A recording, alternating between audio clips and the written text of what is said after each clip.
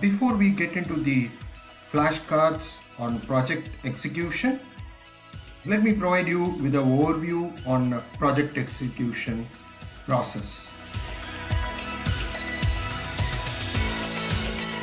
See, once your planning is complete, you have baseline, your scope, schedule, and the cost.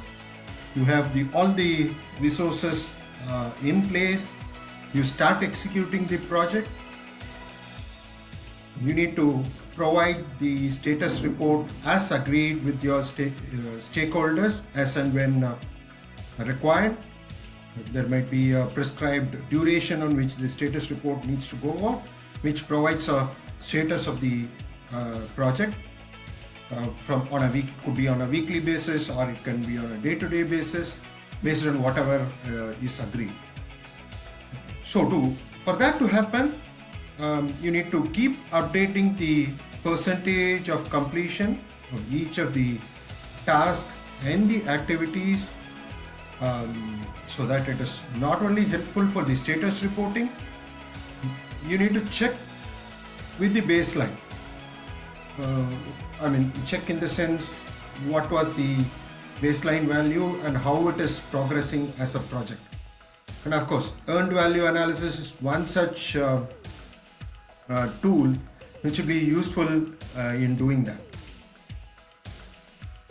Yeah, you need to keep track of the scope, schedule, and cost with reference to your baseline. And it's important that issues are tracked on the issue log and risks are tracked on the risk log. Again, there is a difference between a risk and an issue. The risk is something like could impact the project at a later point of time. So you are foreseeing that it is likely to impact the project, and so you track that particular risk, and you assign a responsibility for that risk. Just as an example, you are developing your code and you are testing it. This code needs to go into production server maybe in a week's time, and they say the production server will be coming in today,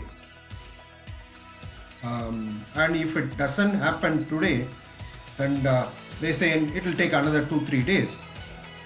So this means whatever was agreed from a production server perspective, so that is not there. It is getting delayed. So now it is okay, but in a week's time is what all the code needs to go into production. So you need to hint that to your whoever is the stakeholder who is involved in the production server.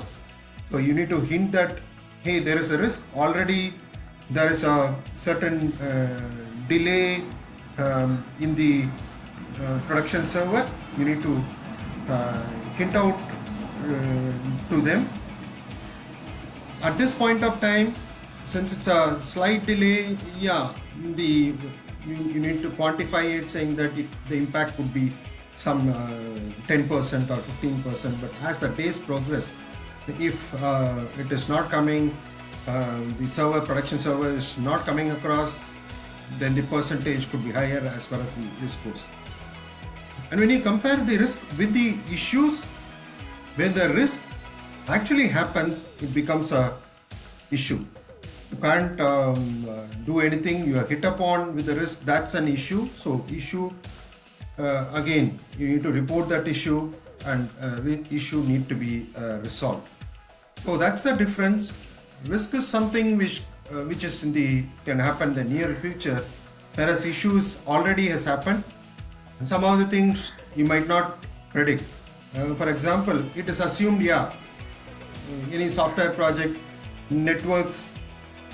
computer network is important. We assume network is there 24/7. Suddenly in one day the network goes off, then that is an issue. You never foresee that is going to be a risk, because as a general assumption is nowadays the network is going to be available. So, but when the network is not there, it becomes an issue. You track that issue because that's a lost time. The productivity is lost. Your resources consultant cannot work, so that means it could impact your schedule, your budget. So those needs to be tracked on your issue log. As I said, earned value analysis is important to track your actuals with whatever is your plan, the baseline. And this is important as well. The team meetings. Team meetings within your team, who is your developer, the functional consultant, the technical consultant. You need to have team meetings and stakeholder meetings as well. The project sponsor. For large projects, there is going to be a steering committee meeting. Generally, it happens once in a month to just check the status at the bird's eye view, just to check how it is progressing, because steering committee is the one who is responsible generally for your budget allocation. If there are changes coming in, the change control board approves that, steering committee and your sponsor needs to fund it.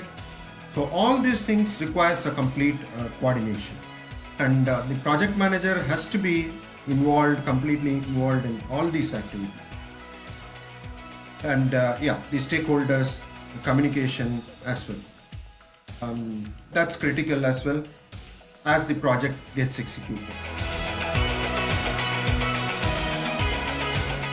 Let's now get into the flashcards.